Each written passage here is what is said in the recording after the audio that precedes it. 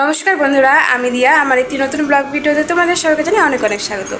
তো দুর্গাপূজা তো চলে আসলো, মাত্র 2 সপ্তাহ বাকি। মানে এই সপ্তাহ গিয়ে সামনের রবিবার, তারপর রবিবারই দুর্গাপূজা।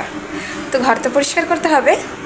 তো আজকে ভাবলাম ঘরের অনেক কাজ আছে, সেগুলো করি। আজ সোমবার, বুধবারে বিশ্বকর্মা পূজা, তারপর কোনো কাজই করবো না, ঘরের পরিষ্কার ঝাড়ঝুড়গুলো আজকে একদম ভালো করে, যতটা টাইম লাগুক না কেন, ভালো করে পরিষ্কার করে নেবো। মানে ঠান্ডা লেগেছে থেকে বারবার কথা বলতে গিয়ে হাঁপসে যাচ্ছি। কতদিন হলো ঠান্ডা লেগেছে, ঠান্ডা আর কমেই না। এই যে দেখো, টিনের এই জায়গাগুলো দেখো একদম কালো। এই লাইনটা আমি আগের দিন পরিষ্কার করেছিলাম, কিন্তু এই জায়গাটা বাকি। তো এটা ভালো করে পরিষ্কার করব। তো আমি খাটটা জায়গার থেকে সরিয়ে টেনে এখানে আনলাম, আর এখানে বালতির মধ্যে নিয়ে নিয়েছি জল, আর ওই টুলটা বিছানার উপর নিব। এখানে দাঁড়িয়ে কাপড় দিয়ে এগুলো ভালো করে পরিষ্কার করব। এরপর তার অনেক কাজ আছে, যেমন ঝুল ঝাড়বো, জায়গায় জায়গায় যদি থাকে সেগুলো পরিষ্কার করব। তারপর দেখাই যাবে কী কী করি। এত কথা না বলে শুরু করা যাক, কারণ ঘড়িতে 10টা বেজে গেল। এগুলো করতে করতে অনেক টাইম লাগবে।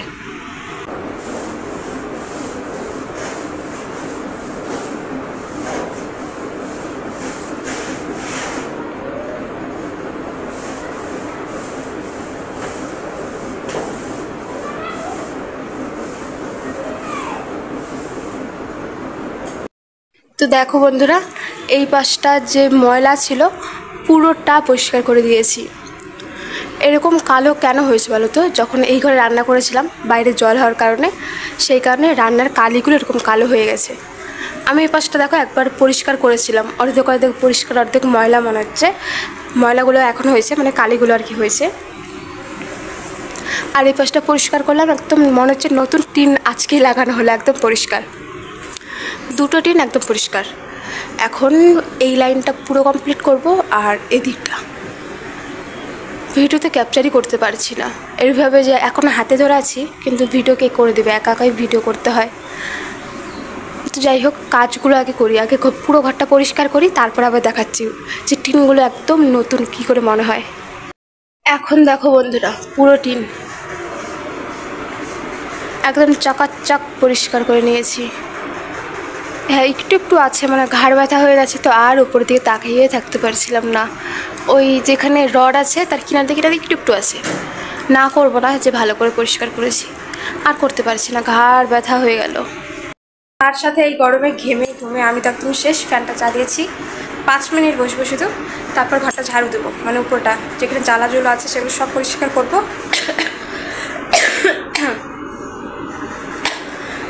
কাশি আর কমবে না আমার এটা। তারপর দরজা জানলাগুলো পরিষ্কার করবো, তারপর ঘরের মেঝেটা পরিষ্কার করবো। ঘরের মধ্যে তেমন একটা ঝুল নেই, কিন্তু ওই কিনারে কিনারে একটু একটু রয়েছে আর কি, যেগুলো চোখে দেখা যায় না, কিন্তু ঘরে থাকতে তো আর ভালো লাগে না। কারণ ঝুল ঘরে থাকার নাকি খুবই খারাপ, এতে অশুভ শক্তি আসে। সেই কারণে ঘরের ঝুল আমি সবসময় চেষ্টা করি একদম পরিষ্কার পরিচ্ছন্ন রাখার, যতটা হয় আর কি আমার দ্বারা সম্ভব। পুরোটা একবারে টেনে নিলাম, তারপর যতটা ময়লা আছে একটু পরিষ্কার হয়ে যাবে। আর ঘরে দেখো অনেক জায়গায় দেওয়ালের মধ্যে কালো কালো ছোপ দেখতে পারছো। যেহেতু আমাদের ঘরের বাইরের দিকটা প্লাস্টার নেই, সেই কারণে আর কি এরকম হয়েছে। বাইরের দিকটা প্লাস্টার না থাকার কারণে খালি ভিতর দিকে প্লাস্টার রয়েছে। বৃষ্টি হয় তখন তো দেওয়ালটা ভিজে যায়, যদি প্লাস্টার থাকতো তাহলে ভিজতো না। আর ভিজলো মানে অপর দিকটা যে আছে ভেতরের দিকটা, সেই দিকটা কালো হয়ে যেত না। তো এখন কালো হয়ে গেছে, কোনো কিছুই করার নেই। যখন রং করা হবে তখন আবার ঠিক করা হবে। রং করার আগে বাইরের দিকটা প্লাস্টার করে তারপরেই রং করতে হবে। আর জানলা চারপাশ দিয়ে দেখতে পাচ্ছ গর্ত গর্ত, অন্য মানে প্লাস্টার করা আর কি, পুটিং করা নেই। কারণ যখন এই জানলা দরজা লাগানো হয়েছিল তখন এই জায়গাগুলো ভাঙা হয়েছিল। 1 সপ্তাহ আগেই এগুলো ঠিক করা হলো।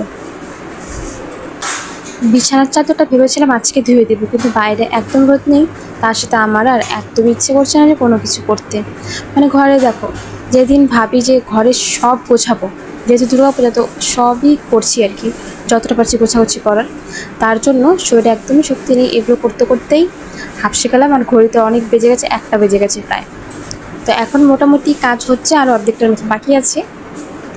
তো আমার খাটটা যখন কেনা হয়েছিল না, এর যে কী বলে এটাকে, তোষক, হ্যাঁ তোষকটা অনেকটাই ছোটো আর কি, তার জন্য কিনার দিয়ে এই প্লাস্টিকগুলো দিয়ে দিই, যাতে বিছানার চাদরটা আর কি পাততে সুবিধা হয়, দেখতে খারাপ না লাগে। কারণ অর্ধেকটা থাকবে আর কিছুটা থাকবে না, দেখতে তো খুবই খারাপ লাগবে।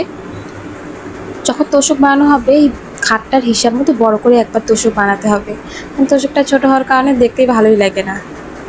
মোটামুটি যেভাবে পেরেছি বুদ্ধি করে একটু করে নিয়েছি। চলো এরপরে আর কি কি করি দেখা যাক। তোমাদের কি পুজোর শপিং হয়ে গেছে, তার সাথে তোমাদের ঘর পরিষ্কার করা হয়ে গেছে?